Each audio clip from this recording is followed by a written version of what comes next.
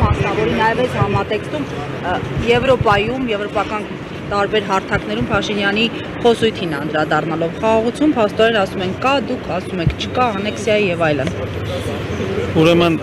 միջև ձեր հարցին պատասխանելը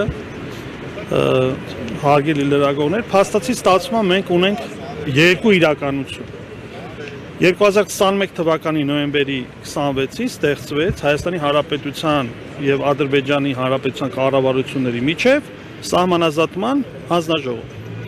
Սահմանազատման հանձնաժողովի նպատակը բոլորս գիտենք, բայց ստացվում է, որ այս սահմանազատման հանձնաժողովին զուգահեռ կա մի այլ ստվերային, ներքին, հասարակությանը ոչ հայտնի հանձնաժողով, որը ինչ-ինչ պատճառներով եւ հիմնավորումներով կարողանում է Հայաստան-Ադրբեջան սահմանամերձ հատվածներում ամրապնդելի դիրքերը, որի մասին Հայաստանի Հանրապետության կառավարությունը ի սկզբանե նախընտրում էր լռել, իսկ հիմա էլ, երբ որ պարոն Թաթյանի կողմից այս բացահայտումները արվեցին, իրանք հերքում են։ Այսինքն բանավոր պայմանավորվածությունները նկատի ունեք, բացի հանձնաժողովում քննարկվածը, այլ պայմանավորվածությունների հետևանքով են տեղի ունենում դրանք։ Եթե Հայաստանի Հանրապետության կառավարությունը չի բարձրաձայնում Ադրբեջանի զինուժի կողմից Հայաստանի սուվերեն տարածքում առաջխաղացումները, ինժեներական կահավորումները, բնականաբար մեր մոտ ստեղծում է տպավորություն եւ ենթադրություն, որ կա ինչ-ինչ պայմանավորվածություն, որի շրջանակներում այդ առաջխաղացումը տեղի է ունենում։ Հակառակ դեպքում ինչպես բացատրենք։ Այսինքն այս բացահայտումների շրջանակներում բազմաթիվ նաև լրատվական գործակալություններ, կազմակերպություններ լրատվիչ փորձաքննություն իրականացրեցին եւ հավաստեցին, որ այդ ամենը կեղծ չէ։ Փաշինյանի ելույթին անդրադառնալով այս համատեքստում գնալ եւ բողոքել երկրի ընդդիմությունից, հոգեվորականներից, խոսել խաղաղության մասին, ինչ որ Նիկոլ Փաշինյանի համար այսօր հանրապետությունում գոյություն ունի մեկ օրակարգ։ Դա վերընտրման, ինքնաարտադրման օրակարգ։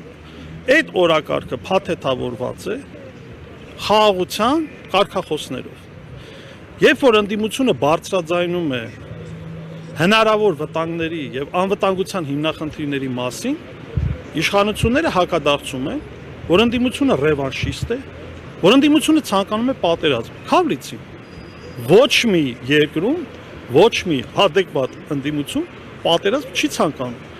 Մենք այս բացահայտումների շրջանակներում կոչ ենք անում, որպեսզի իշխանությունները ազնիվ լինեն, թափանցիկ լինեն եւ այն անդունդը, որը գոյություն ունի հիմա ժողովրդի եւ իշխանության միջև, կարողանան հստակ արժևորել, հասկանալ, որ իրենք այլևս չեն վայելում համաժողովրդական վստահություն եւ 2021 թվականին այն ընտրազանգվածը, որը այս իշխանությունը տվել է վստահության քվե, այդ վստահության քվեն չի տվել,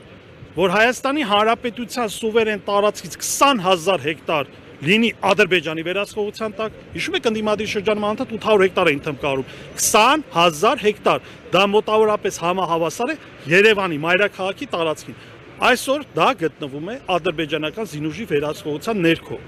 Եվ այն թմկահարումները նաև, որ իշխանությունը ասում է, որ մենք ունենք խաղաղություն, եթե սահմաններին մենք հրանոթների ձայները չենք լսում, դա չի նշանակում, որ մենք խաղաղություն ունենք։ Հայաստանի Հանրապետությունը այսօր գտնվում է հիբրիդային պատերազմի թիրախում, եւ դա արտահայտվում է իշխանությունների կողմից եկեղեցու դեմ, պատմության դեմ, մեր ազգային ինքնության, մեր արժանապատվության դեմ տարվող պայքարում։ Եվ այս պարագայում ինչու ենք մենք այս հարցը բացատրում ձեր կողմից նաև ռետորական հարցադրում է, որ հասարակությունը մատրիցայից դուրս գա եւ նայի իրականությանը։ Այսօր այո, ադրբեջանական զինուժը տակ պատերազմ չի վարում Հայաստանի Հանրապետության հետ։ Հո հիմա չի վարի։ Ինչ ուսում ստանում է։